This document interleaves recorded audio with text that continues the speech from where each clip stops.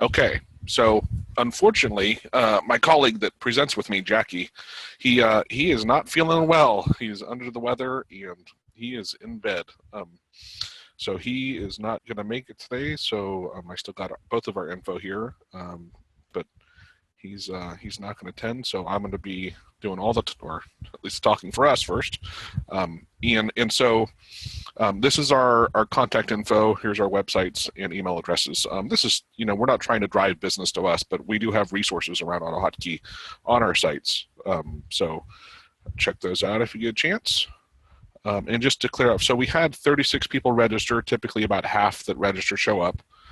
Everyone, and because we have that many people, that's why you start off muted, right? Because otherwise everyone would be talking over each other and it just gets very confusing. After the initial, and I think we'll probably, because I was planning on Jackie doing more of the programming in this one, so I don't think we'll make it the full hour before I unmute, or at least change it to where you can unmute yourself. But when you do, try to be nice, you can, and meanwhile, raise your hand you'll see a button somewhere where you can raise your hand. Because I'm on my own, it's going to be a little harder for me to notice that, or if you pop in the chat, I think I'm a little more likely to see that. I'm trying to figure out where I actually see the hand raised. I know I've seen it, but yeah, I'll try and do my best to follow the thread. So Mason, I just saw here, Jackie's sick. He was sent home from work this morning, and then he emailed me earlier and just basically said he's not going to make it. So it's unfortunate. Oh, and I see John's up in Portland. Awesome. So anyway, so we asked the question in chat. I'll do my best to monitor it, and then we'll get going here. So the first we start off with a script highlighter, and this one to me, it's not even really a script. I have it as it's part in my main script. What it does, and here's just a screenshot I took, where you can, if I'm in Explorer and I can highlight a file, and I can, in my script, I hit Control-Shift-C. Let me go ahead and bring over the script just so you can see it. It's pretty short. And so I say basically, and I added, you wouldn't need this, right, if it's in your main script probably. You probably already have that. But if the Explorer class is what's highlighted, it's the active window, when I hit Control-Shift-C, what it's going to do is this first part is it blanks out your clipboard, and then it sends Control-C, and here it just waits and makes sure that something gets there. If it doesn't, if nothing's found, it'll give you a warning saying, hey, actually, nothing showed up in the clipboard. After that, it takes the clipboard, and this, if I remember right, kind of strips the format and gets rid of some of the other stuff. And then these I did because when I was working in a large company, I was making this for other people, but I had also mapped drives, and I had my Dropbox that, when I'm copying the path and I'm going to do something else with it, like I want to share it, I wanted to be able to have the full path, not the path, because what I do is I make it's kind of like a network drive. I created fake drive, my B drive, which is actually under this folder. It's my Dropbox drive. And so it'll swap this out when it does it. And so let me demonstrate this real quickly here. So I can highlight any file, and when I'm in Explorer, let me actually pick a file instead of a shortcut. And when I hit Control-Shift-C, now when I paste, it, of course, didn't work. I closed the script. Sorry. And I closed out of my main one, so I would be using just this one. So now I launched it. All right. With any luck, this will actually work. So Control-Shift-C, and when I paste, and it also wraps it in quotes, because the programs I often use, they need quotes. AutoHotkey, if you're going to dump in the path, it doesn't need quotes. And so that is one thing I had thought about doing, that if I'm in sight, to strip off the quotes, because typically if I'm in sight, that means I'm more than likely programming an AutoHotkey and I don't need the quotes around the path. I haven't taken it to that level yet. But this is a super easy script. What here I have it do is it looks at the user of the computer, right, which profile it's under, and depending on which profile it is, on my home computer, I'm Joe. At work, this was my username, and it'll just do a quick search replace. But that's it. It's very helpful. The other thing I'll do a lot is, because I work out of Explorer a lot, I'll be in Explorer and I want to open this in a different type of program, right? And what's nice is I can be here, and let's say I open up, I don't know how PowerPoint's going to do with this, but I can hit Control-O here, and I can just paste the path and hit open. That's interesting. That sure looks like that's the path. But anyway, it'll pop open in virtually any program. So, and I'll have this available. We also, this deck that I'm reviewing, let me get rid of the ribbon. We will send out after the webinar, and it'll be available on our websites also. As are, by the way, the past webinars that we have recorded in all the resources. All right. So moving on. This topic of our webinar, I should have had a thing saying here, but it's kind of basically at the end of our last webinar, we had a user, Brad, ask a question about he wanted some help on a script he was working on, and he had written me before on the side, and I had seen what he was doing, and what he had done, I don't think I have it right in front of me, but he had it where he would have a text file, and what he wanted to do was to use the search replace. I think he was using Notepad++, and he was using the search replace, and so he was literally sending keystrokes to say, hey, Control-H, and then, you know, I think he had a select all here, paste in some text, tab to the next one, put in the text you want to replace, and then run it, and then manually go through and do that. Anyway, so that got us talking about different ways to do it. And when we realized was like, this is a great topic for us to talk about, of like, there are 110 ways to skin a cat, and there's never the right way or wrong way. It depends, of course, on a lot of variables. And so the topic of this webinar is to kind of bring up different approaches that you can use, especially there's some we're going to highlight. I'm not going to go into programming in them, but we're going to highlight how they actually exist, and then we can discuss the pluses and minuses of each one. Meanwhile, here are the things that I wrote down, and I'd love anybody to add in the chat things that you also take into account. Before I start writing a script, right, this is, I kind of brainstormed on the thought process I go through, right? The first one is, do you need something that you need to get done in the next 10 minutes, right? And it's still going to save you time if you can automate clicking a key button, right, over and over, right? That right there, like sometimes that comes up, and you know what, I'm lazy enough where I'm just going to send hitting tab, enter, tab, enter, and just do it and get it done. If that's not the case, is it still possibly a one-time solution? Are you ever going to reuse it again? And even if you're not going to necessarily reuse that again, this is the other one that's really, when I first started programming in AutoHotkey, I used to think, oh, I'll go write a script for this, or I wouldn't write a script and I would manually do something. And later I would realize I could repurpose over and over and over so much of what I did before, right? And thankfully I have a somewhat decent memory where I can remember where I did something and I can go find it in my scripts. But this is such a critical thing. What I realized was a lot of the problems I solve, I end up repurposing my code in other scripts later. And so it really gets me to rethink this first one. Even if I'm just going to use this solution this one time, is the general approach that I'm solving for something I could use in a lot of different scripts later on, because it makes you take a step back and say, hey, I'm not going to just do something here and send keystrokes that's going to be done in 10 minutes. I'm going to maybe think of something a little more robust. Other things to consider are, is it going to be on multiple computers? Is it running just on this machine? Is it going to run on multiple machines I have? Do they have the same operating system? Here's a big one. If you're going to share your code with other users, right, that makes a difference too. Not just because of their computers being different and the, let's say, browsers or something that you're going to have them automate in different Windows versions, but just how they think, right, and trying to make something that is easy to use for other people and intuitive to them is, you got to put on your thinking cap and realize not everybody thinks the same way you do. And then this one is a critical one as well, of which I was alluding to up here, is if you're going to be running it on Windows 10 and Windows 7 or possibly XP, or if you're going to connect with, this morning I was working with something and I forgot that the program I was connected to was 64-bit, and I run 32-bit version of AutoHotkey typically. And so these are just things you have to consider when you're building your program, and how much time you're going to invest into it and what you're going to do.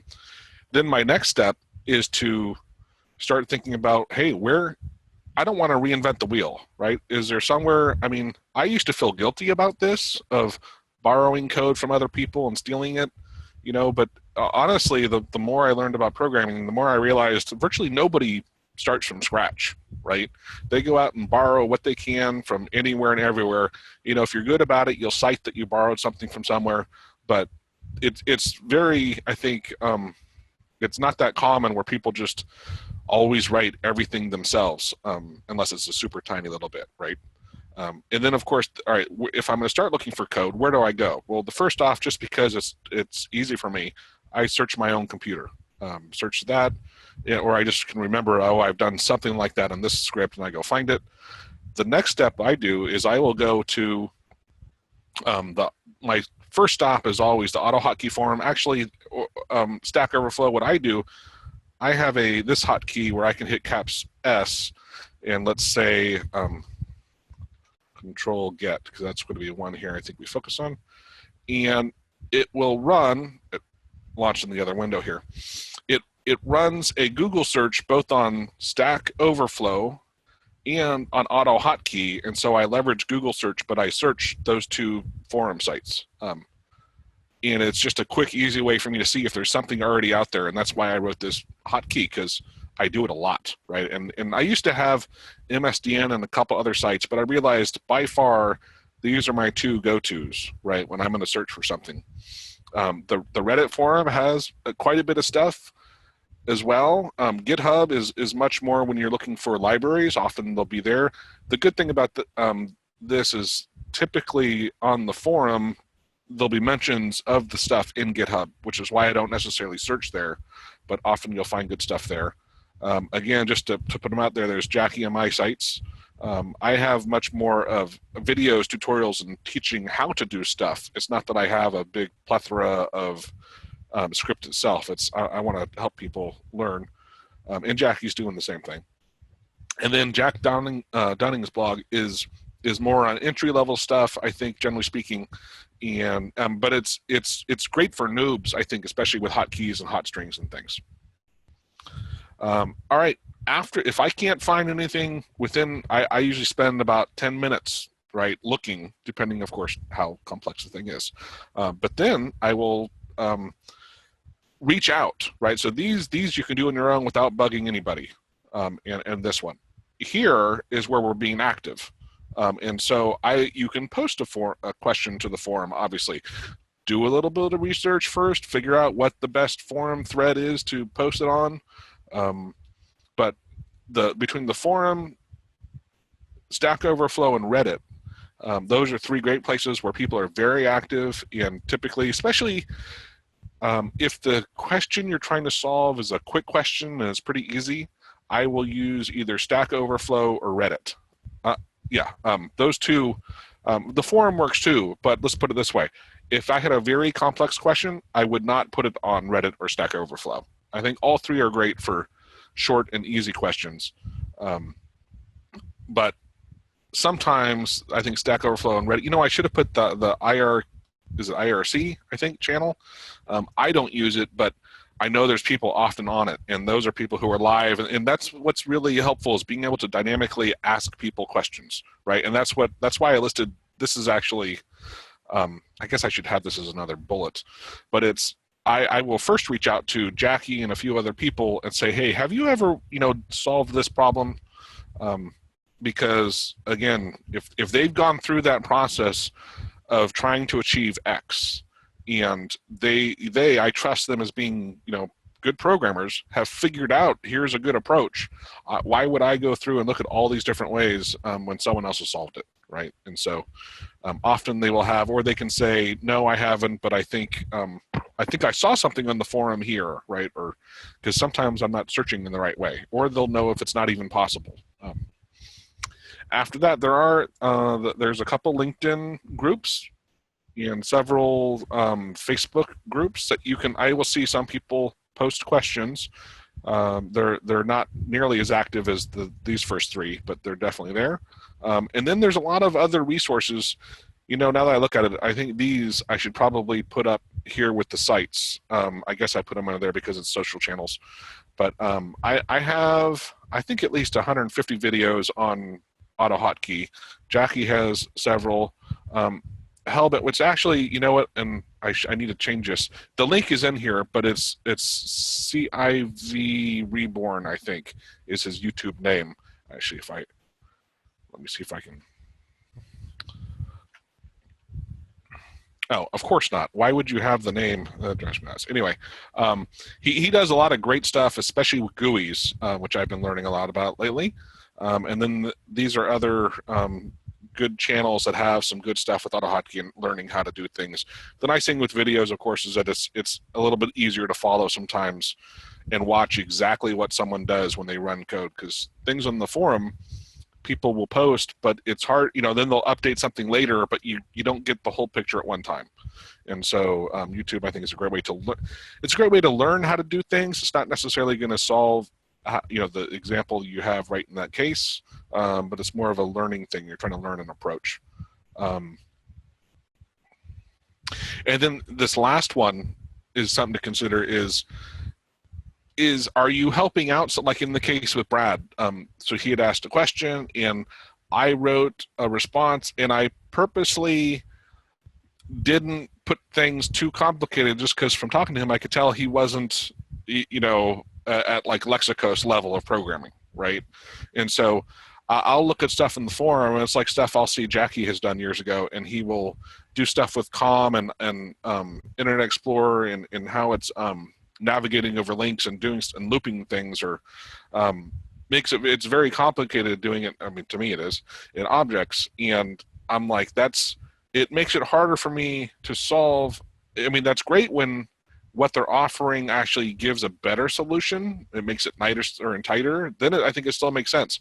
But when you do that just to simplify a looping command, and then someone doesn't understand what you're doing there with a while statement and doing this, it can confuse people, right? So just consider who's going to be using it, who's going to maintain the code.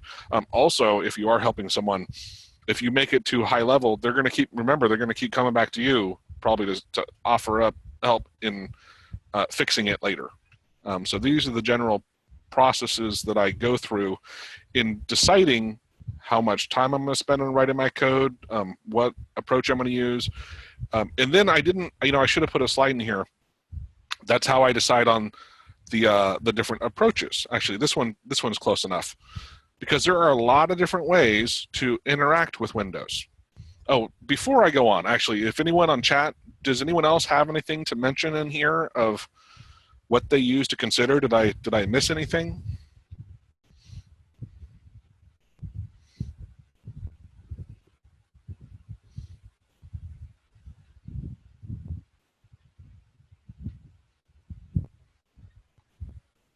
I'll take that as a no, or that my chat's frozen. Let me see this real quick. Okay, thank you. For a second there, I thought I was just talking to nobody and you guys were watching me babble. Cool. Awesome, thank you. All right. So this is one of those things, and it was actually kind of funny because over the weekend I was trying to automate things in Tableau, and Tableau is a visualization tool that's all the rage now. It does a lot of cool stuff, but what's crazy is their lack of hotkeys for doing things. And so I had to think of different ways to automate what I was doing. And of course, I think almost everyone probably, unless you're an actual programmer, you start off an AutoHotkey, using either hot strings or sending keystrokes, right, or mouse clicks. Right, I think it's a common, very simple, easy way to learn stuff with AutoHotkey, and you know what? Often it works, right? It may not work every time, but it works a high enough % of the time that you don't care, which is fine. There's nothing wrong with that. It's just, from my experience, depending on what you're doing, especially when you start doing stuff you work on different computers, or you're giving your code to someone else. That's when the sending of the keystrokes and mouse clicks, because you have different resolutions and different other configurations or other programs that people run that you're not running, that you end up with having a lot more issues when you factor those things in. And that goes back to the previous slide, right? That's why this little bit of understanding who's going to be running it and what software also will be running at the time. Actually, I should add that in there.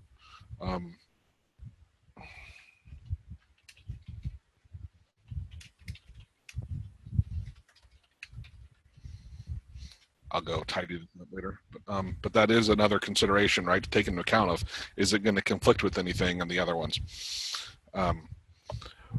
So anyway, so when I realized in Tableau, because also Tableau does not have, from what I can tell, a COM interface to connect to other programs. Now, later we're going to touch on some of these things. I'm not diving into COM, because if you haven't seen it, we have a webinar talking about using COM and why you should use COM and how great it is. Unfortunately, of course, not all programs have the COM interface. And so in this case where I was just describing in Tableau, I couldn't connect with it via COM. But there are other things here, like interacting with Windows controls, sending or post messages, and you can look at events and use shell hooks to see on some Windows, on some programs, literal windows of the programs, you can interact and understand and see and trigger events in clicks and read the screen.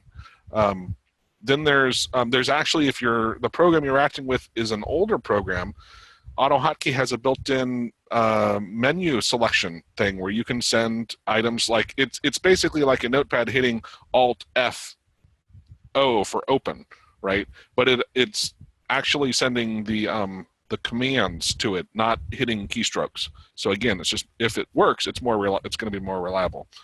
And then clipboard manipulation, right? That was what in Brad's script we were talking it through, and he was piecemealing the search replace on the text, which is fine. It was working for him. So hey, you know what? That works. But during the webinar, Jackie's like, hey, why don't you send Control All and then copy it and then do all the search replace in the clipboard instead of sending the keystrokes, right? Which is going to be a lot faster. It'll be incredibly faster. And not just that, though, it will be on average more reliable, right? Because you're doing it all in memory, and there is no, oh, I missed a tab, or something happened, something interacted, or I hit a button or anything.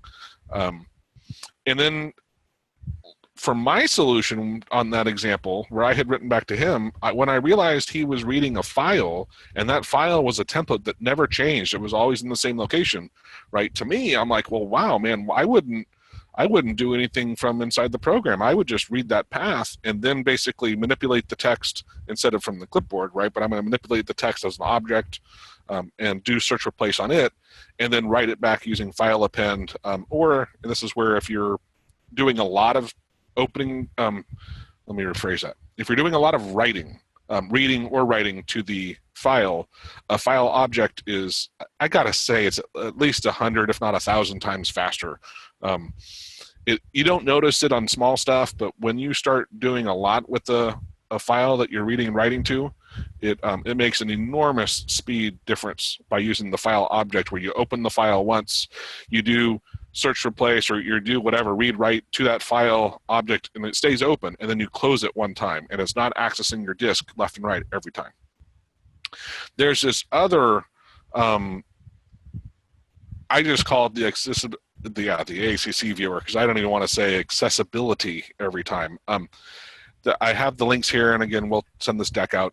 But the viewer in this library, which gives you a whole different way to connect to programs, here's a bit of a conundrum. This technology, from what I read from, I think Jethro was writing a lot about it, has been superseded by this IUI automation interface. So this is actually like the newer, latest, and greatest version of what this did. I mean, maybe that's not technically correct, but overall, it's I think a decent summary. The problem is, this one, I have an example script where I'll show you where we can get text from virtually any window, but there's not this viewer that makes it easy to go look at stuff There's not a big library behind it in AutoHotkey. And so this one, I think for now is still like, hey, you know what? It's viable and it works, and I can work on it pretty easily. Versus this is the future, but we just don't have a great library for it yet. And then the whole COM, which I mentioned earlier, is a great way to programmatically think of it as like VBA to connect to an open program, right? And instead of like in Excel, let's say instead of sending keystrokes to Excel and sending Control V to paste something in a spot, you're pretend like you're just doing it with VBA, right? You're programmatically interacting with it, the cells, and doing whatever you want, and it's incredibly fast and reliable and customizable. Again, it's more complex, right? In the sense of you need to understand something about dot notation and opening a COM connection to the object, but it is highly, highly reliable. And when you share it with other people, it is much more likely to work correctly, similarly. The other thing I love about doing stuff with AutoHotkey with that is a lot of people they'll write a macro in VBA and keep it in Excel, but then when you try to share your VBA macro, it'll get caught up in spam filters, or the person that opens it doesn't realize they need to accept and say it's okay that this has a macro in it and use the macro and whatnot, right? The nice thing about AutoHotkey is it keeps it all separate, and it's really easy to compartmentalize like that. Okay, let me take a quick drink here. Did anybody have anything else, at least at a high level, they wanted to? I am sure there are other ways that I didn't outline here. And we're going to, I think it's on the next slide, start playing with some of these things. But before we move on, is there any other way to connect with programs that I didn't write here? I mean, I know these aren't very clear because we'll cover it when we dive into it. But these were, to me, the things I do more often than anything else. Okay, I'm going to go ahead and go on to the next one. Okay, so this ACC Viewer. Oh, you can. Well, and just to clarify, Stu, you're not sending VB script to Excel. Yeah, no worries. You're connecting to Excel with AutoHotkey via COM, and we actually have a whole webinar on using COM with Excel. So there's the links are on both of our sites, and you can check them out. A lot of good resources. I have, I think, at least 8 videos talking specifically about connecting to Excel with COM, and it's so amazing how easy it is to interact with Excel with COM. The other great thing is that it's very similar to VBA as far as the AutoHotkey code, and so you can even record a macro in Excel and then look at the code and borrow from it and make some very minor tweaks and then put it in AutoHotkey, and then it makes it easy to, then you can run it in AutoHotkey and, again, not have the code actually in Excel. Oh, that's true.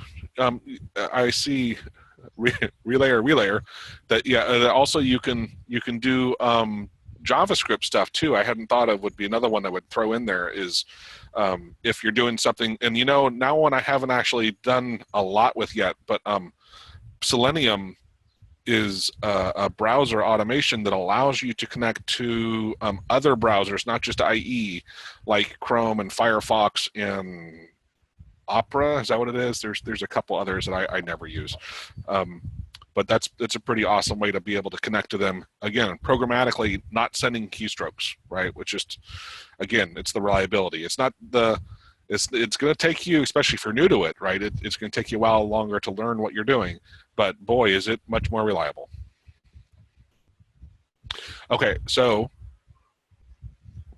this ACC Viewer, I think I can click this link here, and it's going to, oh, I got to be in, let me run this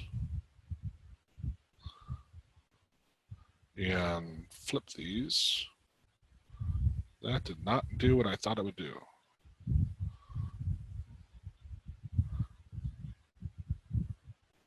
I thought that flipped them. Bear with me. Oh, here we go. Okay, let me get back down to where I was because it's just be easier for me to click these. And it's going to say, hey, this is actually going to launch a program. Yeah, I know. So this Accessible Info Viewer. Let me bring up just Notepad, Site, and show here. So this kind of works if you've used the IW2 Learner tool. It's very similar in the overall kind of concept of it and how it works. I can drag this here, and you can see the red outline, right? Notice it even around the buttons. And as I'm doing that, this is getting updated, right? I'm purposely not showing you everything right now here because I don't want to keep it minimal, and then we'll get a little further. But here you can see, as I move over each one, notice the name. This is getting updated. This is the window. This is the class name, which is important because when you start writing a script to access it, more often than not, this is what you're going to want to be connecting to, is this class. So you can look at each of these, right, and notice that the class, it's all the toolbar, right, in this case. Now let me go ahead and, well, this is the easy one. Here are other info. The other great thing is, now I don't have a script. We'll see how we do on time. I can pull one up and show how I can say, do a message box and get the text that's the name field of this. See this path 4? That is, let me find one that's a little bit longer. Well, you know what? Here's a good time to switch to Tableau. Let me bring it over here in this window. So see this path number? This is actually, I'm not too sure if it's the dot notation, but it is the path to that window that I was on there. And I'll get to that in a second. And while I'm not a programmer, so if anyone can correct me or actually answer that question, that'd be awesome. But the WinSpy. Let me bring that up because that. Yeah, I have that as a. This one you'll see when you click on here. Here's the class. Oh, I can do what? Windows A to freeze it. So see that where it says Control under mouse button. So this is giving you. I'm sorry. There's the text. Oh, but and this is the problem with Tableau. It doesn't have specific classes under it. Versus if we go back to Site, and let me hit Windows A again, and I'm in here. And now when I'm under it, you can see there's that toolbar 321, right? And let me grab this one and go back up here. So that both of those are giving me the toolbar 322 in that case. Let's see if this actually gave me. Where did that go? Oh, maybe I need to move it this way. That's interesting. Oh, I didn't click on it. Sorry, my bad. So there's toolbar 321, and this one is saying now 322. I'm curious, and this is where the WinSpy, which I don't have a shortcut to it, but it is one I wanted to demo. I think I put a shortcut to it in here. Yeah. I'm using WinSpector. This tool. This is another tool that you can do very similar things. It's even more complex, and there's different ways to get to it. But here's that toolbar window 32, and you can get to classes that way as well as to what it's doing. And then I don't want to go there yet. Let me jump back to the ACC Viewer first, because this is a different quote-unquote approach. I don't know the best term to use, channel or path. I'm not clear on the terminology how to use it there, but this accessible info viewer, when you're accessing so here, the great thing about this accessible info viewer, I don't know for certain, Stu, on your question about running it as an admin. I got to think it wouldn't hurt, that's for sure, right? But that's a testable thing. Unfortunately, I'm an admin on my computer, and I don't think it'd be easy for me to flip it. But I think it probably. I'm trying to remember. I used to at work. I wasn't a super user, and I think I used it. Yeah, I used it there. It seemed to be okay. So I think you're okay running it without being an admin. Now, just because it displays the stuff, doing the stuff in AutoHotkey, also you might want to be an admin when you're running your script. All right, so let me get back into this, because the other really cool thing I wanted to show you. So with the active window and WinSpector and stuff, I was trying to do things in Tableau. Where'd my Tableau go? And unfortunately, it was coming up blank. I wasn't able to basically see anything coming back to it. And when I finally got to this accessible info viewer, I could literally see, like, wow, I can see each of these things. Here's the part I didn't show you yet, is the structure. You can and watch when I click these, right? You see the red updating down below, right? So I can get, and I can start understanding and looking at the structure. My understanding here, as a caveat, is there's a couple things. The structure that is here, that shows up here, is dynamic, and it can change. And so you can be doing something, and then let's say I clicked a different window, or I clicked up here, and this structure might change. And from what I understand is there's one of two things that can happen, or well, I don't know how to say it, be an issue, is the program itself, the program being Tableau in this case, when it does that update, it needs to go tell Windows, hey, I updated this structure, right? Not all programs apparently do a good job of doing that. So unfortunately, even though you set this up and do it right, sometimes these lists may get static and not be tied any longer to what you're doing. So that's a caveat one. The second one is, of course, you can't always see what's actually in Windows. I don't know if there's an easy way to be able to tell where the issue is. I just know that sometimes this hierarchy is not accurate, and I've run into that. But this path down here, after you find the item you want, so in this case, let's say I wanted to connect with this button here, right? So see this path here? I can click here, and now that just copied it to my clipboard. By the way, it's a really weird thing, but if you download this, and if you download this from the forum, the path, for some reason, it will sometimes come back as comma delimited instead of dot delimited. Make sure you replace it with dots instead of commas. I have made a manual fix to the version I downloaded, and I did it just yesterday, and so far I haven't had any issues. I'm just not a good enough programmer to say I did it, quote unquote, correctly, right? But basically what you can do is you can get this this path, and then in another tool, so you can read anything you see in here in these different attributes or elements, you can read and grab programmatically. Here's where I wish Jackie's done a lot more in this than I have.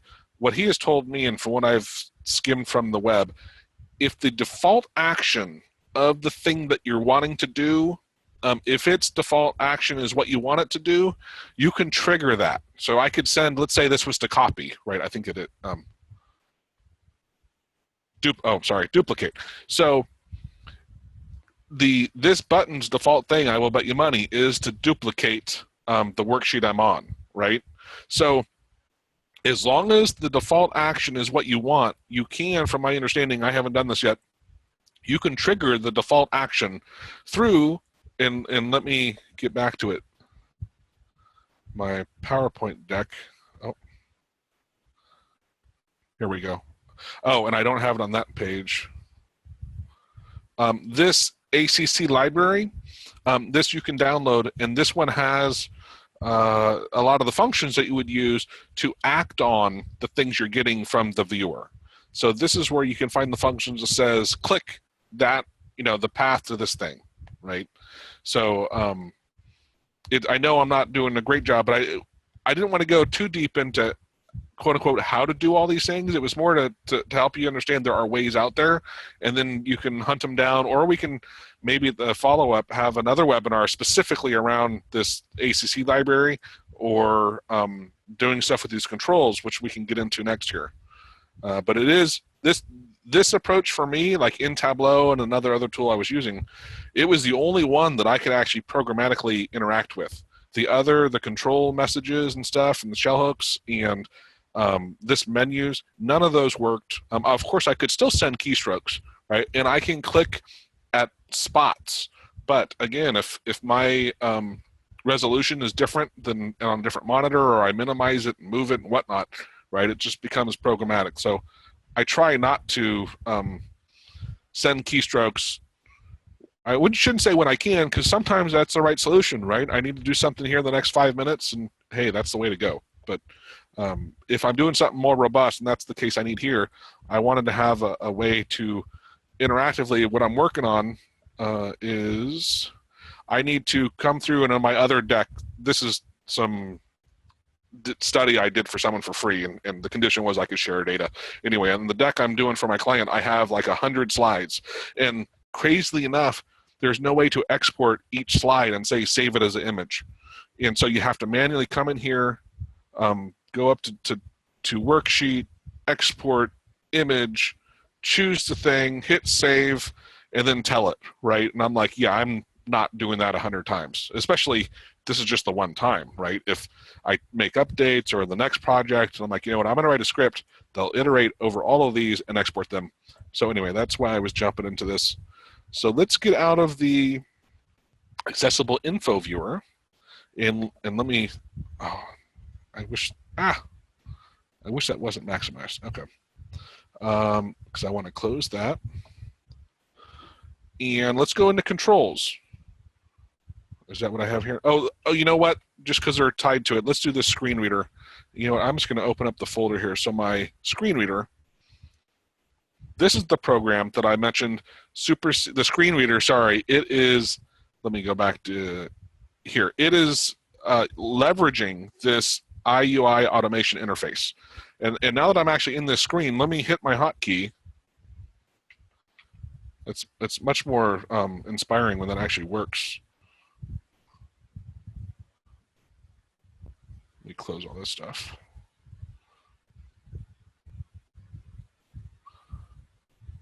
Oh, did I forgot. I'm sorry. I didn't. The guy that wrote this is if I remember right, he's the admin manager of the Chinese forum. And his hotkey, which he had it hooked to, was the caps lock key. And you can update it there, but that's not my normal key. But I figured it's such an awesome thing. I'm like, I'm not going to mess with it. So if I'm in here and I hit caps lock, so it just said I'm in text box. Let's see if I'm up here, what it'll grab. So notice I'm hovering over these and I'm hitting caps lock, and see the text showing down here. I mean, that to me is pretty darn awesome. And I can be in. Let's go back to. Let me open up a browser. I'll use Firefox, and I'll hit my button. Oh, that's interesting. So it grabbed my. Oh, no, it grabbed it there. I just had to highlight the page first. So it is doing an amazing job to me of grabbing the text under what my mouse is hovering over. And this, I haven't played with it, with 80 programs, but let me see. I didn't try it in Tableau yet. I'm curious what. Wow, that must be a hotkey for that. That's interesting. The next Alt-A. So it is grabbing that stuff. Let's see down here. So yeah, that is. Is it getting? I'm hitting it right now. I don't know if it's not coming up for some reason. Did it? Hold on. Huh. Oh, you know what? I forgot. I was playing with some. I think when it. No. Yeah, what it's set to do is if it doesn't find text, it doesn't display anything, if I remember right. But again, the webinar, and I want to show you guys, this isn't like, hey, here's your solution, right? It's that, wow, there's some amazing technology that if you're trying to programmatically find where you are on a page, this is just one example of like it's somehow interacting with Tableau, which was by far the hardest one I had, but with these other programs, and grabbing, it's getting programmatically what I'm under, right? That control is my guess, but pretty amazing. Let me see if in here. Oh, yeah. So that's interesting. So maybe it is getting no. That's weird with PowerPoint. I'm not sure why it's getting that and not. Maybe if I was running it instead of editing it, that it would get everything. But I thought that was a pretty amazing piece of tool software. The problem is it doesn't have a viewer or a way yet to easily say, hey, go click that button, or tell me that location, right? To programmatically, like the accessibility viewer where it was telling me the dot notation to always go back to that one spot. I don't have a tool to get that. So I don't have a complete solution there, but it is a pretty amazing, to me, pretty amazing bit of code. The next one, let's see what we're on here. This ControlClick stock. I grabbed this off the forum. In this, what I'll do is I'll make some clicks, and I think this one I did adapt to my, yeah, I adapted it to my hotkey. It's showing me where I clicked, right? So it unfortunately didn't grab because it should have had the window name. Oh, here, Whitman on window, AutoHotkey webinar, PowerPoint. So that first one, I don't know what I was on, but it didn't grab the information. The second one, it grabbed my PowerPoint. Let's see what happens in sight. I think it does a good job.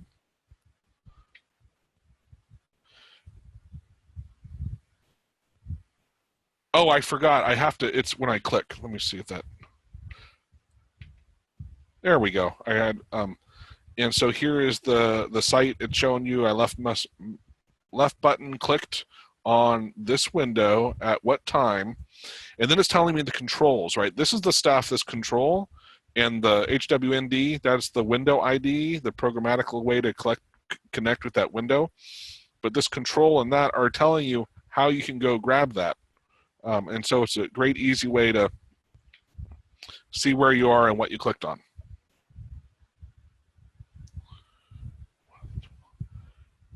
The UGet tool, which I'm just reading your comments, Stu. Is it the we'll go back over the slides here in a bit, okay?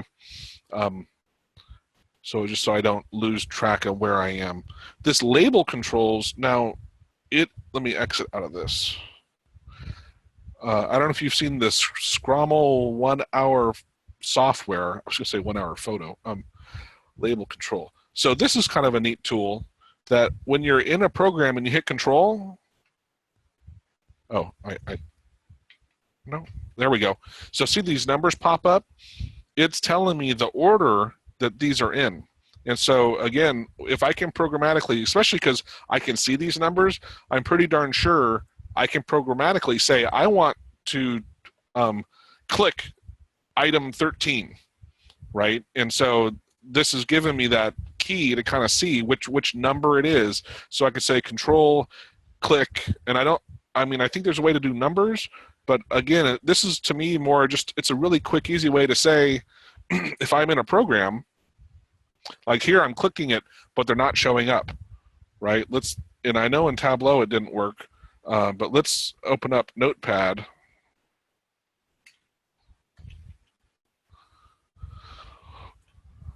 But you can see here, right, there are the numbers. So again, of course I could write a script that would highlight Notepad, send the Alt key, and then send F, right? But if I could programmatically tell it to click this control, right, it's going to be much more reliable than sending keystrokes. And so this label control is doing that. The win get, that one also has to do, and if I remember right, so this first bit is showing me, if I was to keep hitting yes, it would iterate over all of the controls. I'm going to hit no here, and it's going to default to where now in this one script, I think I grabbed this from the AutoHotkey help page, and again, these will all be in our links when we send out. But it will actively, when I switch windows, it will update and show me all the controls on that page, right? So on this Explorer window, notice how when I go from this, let's try PowerPoint. Notice they change, right? So this is it's a quick way that I can go from program to program. Oops. And see, so notice for this one, there's just an edit one, and then that status bar 321, whatever at the beginning of that.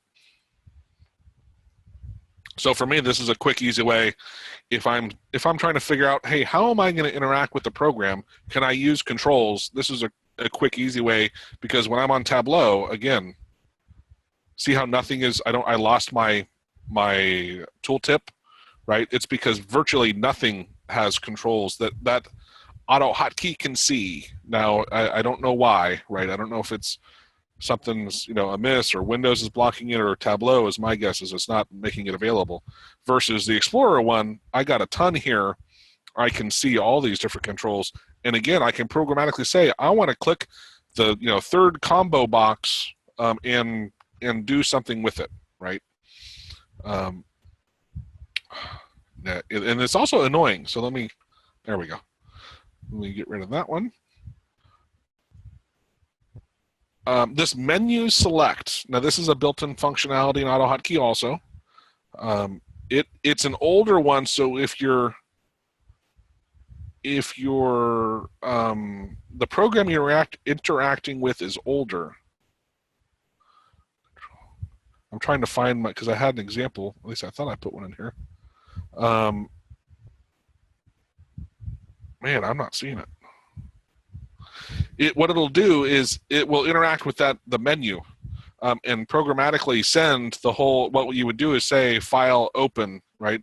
And because under File, then there's Open, and it would programmatically, if it has access, it would send that. So it's like coming here and hitting Control O, right? But it's more reliable than sending keystrokes. I swear I made one. Maybe did I move it in here by mistake? Let me see if I can pull it up. It's a very tiny program. So I am going to search for something with menu.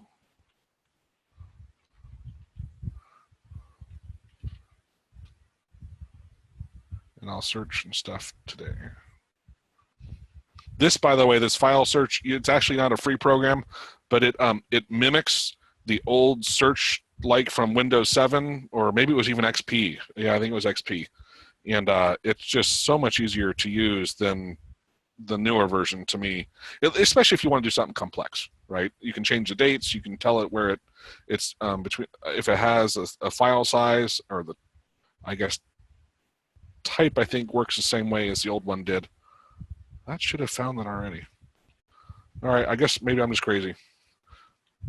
The other one that I use, I know this is a little off topic, but the grepwin is great for looking in certain files for certain words. And so let me go back to here.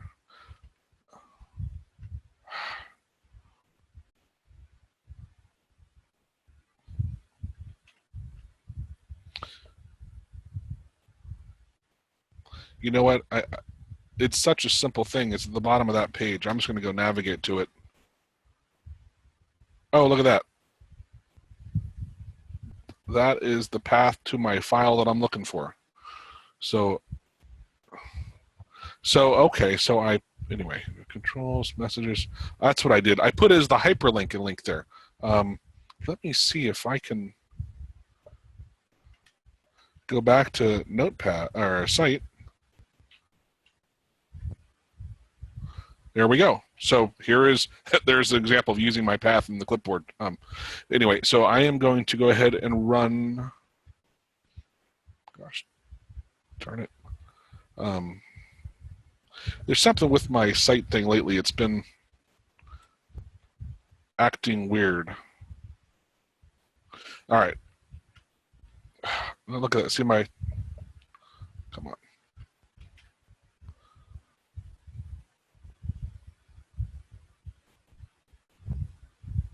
Okay, I wanted to be able to launch it. So now I'm going to launch it. And now now I'll pull it back up. So let me explain it real quickly here. So this, when menu select item, it's saying, okay, what window do you want to have this effect on? Well, I've told it untitled notepad, right, which is the title of this one. Now, of course, you could also, I think, use the class and say, look for notepad class. You could also change it to be a fuzzy match and match just notepad or something that starts with untitled or whatnot. I think any of those work in there. And then I forget what this parameter is here, but the next one is the menu you want to first click, which is file.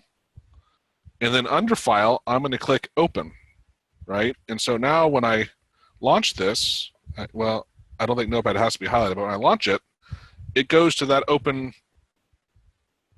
window, right? It sent that command to Notepad programmatically. Again, something this simple, yeah, you know what, keystrokes probably are going to be pretty reliable, but again, let me see if this works. I'm going to keep Notepad hidden and send it, and look at that. It sent it to Notepad. It brought it up to the above. Oh, thank you, Relayer. Yeah, the blank one is if you want to restrict it to certain text. And now after you said that, I remember you can have it filter it also if make sure that a specific text is also there, I believe. Does that sound right? Relayer. But yeah, this is another way again. And I tested this, so let me. Oh, and actually I have it. Oh no, I got rid of it. So let's adapt this, right? I'm going to duplicate this, comment it out. I'm going to use my Windows Spy and get the class or get the name of this program here, this title. Come back into here, and now I'm going to put it here, right? So basically all I did was said now instead of doing it Notepad, and I think here under File and Open, this exists in Sight, right? So I'm going to save it, and when I launch it, it doesn't work. So what do I do? It's weird because I did this earlier and it worked. I must have done something a bit wrong here. It doesn't look like it though, but I did test this earlier and it worked fine. Let's see, File. Oh, maybe it's the dots. Does it need the dot? Let's try new and see. Let's just change this to new.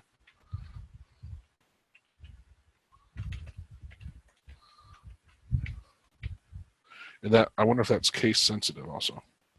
I doubt it.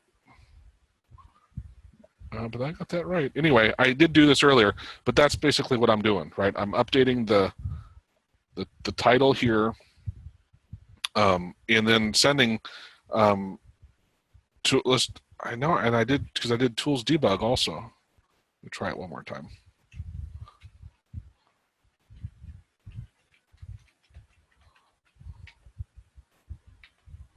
Yeah, I'm not sure why that's not running, not working, but I have done this.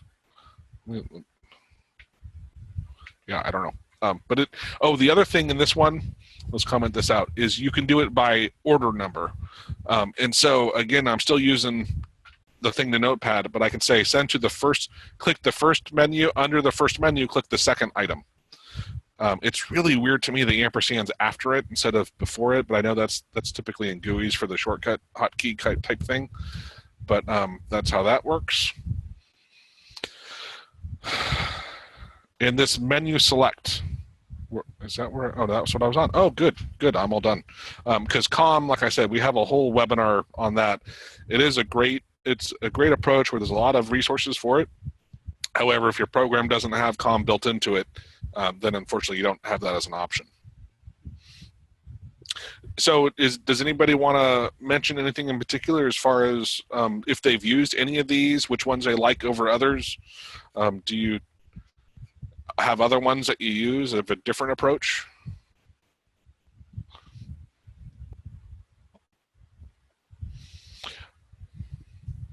And actually, we're right at the hour. You know what? Let me, I am going to stop real quick here in the sense I'm going to stop the recording. So bear with me for a second. I'm going to